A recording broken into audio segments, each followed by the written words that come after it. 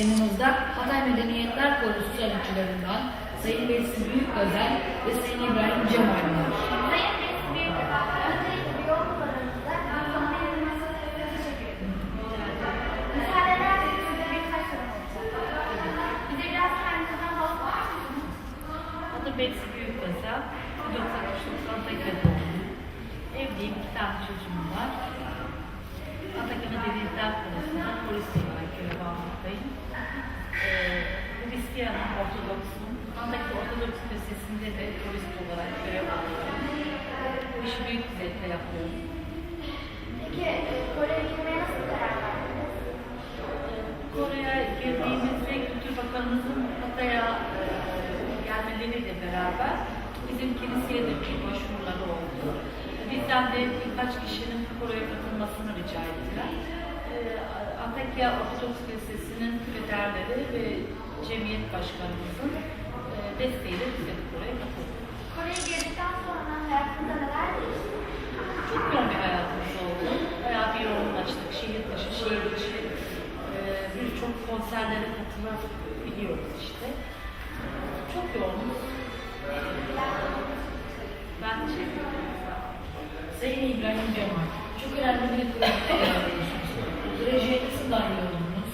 Bu proje 2007 yılında Medeniyetler Korosu kurulduğu var. Orada zaman takıldı. Bizim havaya geldiler. Yılmaz sonra. Onlarla beraber tanıştık. Orada bizlere şarkıları öğretmeye başladılar. Amatör üzerine. Ve biz de öğrendik ve onlarla beraber katıldık. Bugüne kadar beraberiz. Peki, bize biraz kendinizden bahsedebilir misiniz? Ben Antakya 1949 doğumlu, Müslüman ve Türk vatandaşıyım. Türkiye'de askerliğimi yaptım, Türkiye'de okudum ve evliyim, 2 çocuğum vardı ve emekliyim. Birçok şehirde ülkede konser verdiniz. Nasıl tepkiler aldınız anlatabilir misiniz? Çok güzel tepkiler aldım. Yani her konser çıkışımızda, her konser yaptığımızda bizler için ayakta alkışlar yapıyor ve çok güzel duygular içerisinde bitiriyor. Bize zaman ayırdığınız için teşekkür ederiz. Rica ederim.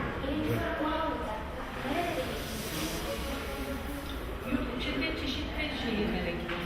Yurt dışında da Almanya, Belçika, Paris, Venedik, Yunanistan. Aklıma gelenler şu anda daha birçok yeni gezdik. Aklıma gelenler şu anda size. Sağ olun, teşekkür ediyoruz. Sağ olun. Sağ olun. Gittiğiniz yerlerde unutamadığınız anılarınız var mı? Bana değil mi? Tamam. Başbakanımız Recep Tayyip Erdoğan bizi Paris'e çağırdı. Orada kendisinin toplantısı vardı. Biz Günler Birliği'ne Paris'e gittik ve orada çok güzel bir konser verdik. Yine de size izah etmiş olduğum gibi çok güzel karşılandık ve çok ayakta da karşılandık. Ayakta da karşılandık. Yani unutulmayan bir hatıraydı. Ve gece yarısı sabaha karşı uçakla tekrar Türkiye'ye geldik. Antakya'da.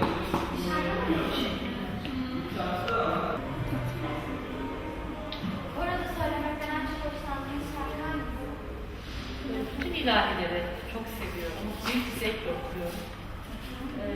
Özellikle bu memleketin şarkısında Türkiye'ye ait olduğu için, Türkiye'mizin bütün güzelliklerini anlattığı için onu daha çok seviyoruz tabii ki.